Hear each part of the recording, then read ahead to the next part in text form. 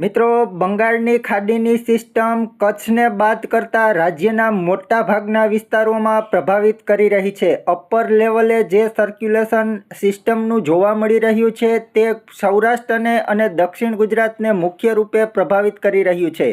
ગઈકાલે રાત્રે સૌરાષ્ટ્રના ઘણા વિસ્તારોમાં ભારે વરસાદ જોવા મળ્યો.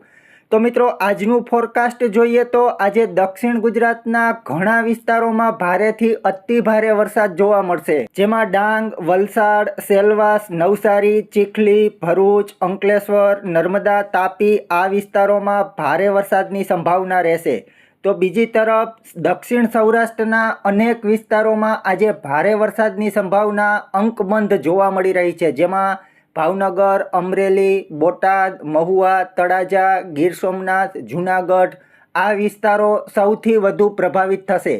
જ્યારે જામનગર, પોરબંદર, દેવભૂમિ દ્વારકા, રાજકોટ તેમજ સુરેન્દ્રનગર જિલ્લાના પણ ઘણા વિસ્તારોમાં આજે મધ્યમથી ભારે વરસાદની સંભાવના ગણી શકાય.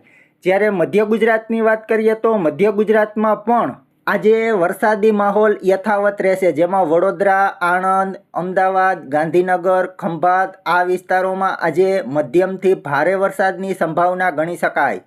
પૂર્વ ગુજરાત અને ઉત્તર ગુજરાતના પણ ઘણા વિસ્તારોમાં આજે મેઘાવી માહોલ જામશે. મિત્રો, કચ્છ પ્રદેશની વાત કરીએ તો કચ્છનું પણ હવામાન વાદળછાયું બની ચૂક્યું છે. આજે કચ્છના ઘણા વિસ્તારોમાં હળવાથી મધ્યમ વરસાદની શક્યતા નકારી શકાતી નથી. મિત્રો, આજે સૌથી વધુ વરસાદની સંભાવના સૌરાષ્ટ્રમાં દક્ષિણ સૌરાષ્ટ્રના વિસ્તારોમાં રહેશે, જ્યારે દક્ષિણ ગુજરાતના પણ અનેક વિસ્તારોમાં ભારે વરસાદની સંભાવના આજે ઊભી થશે.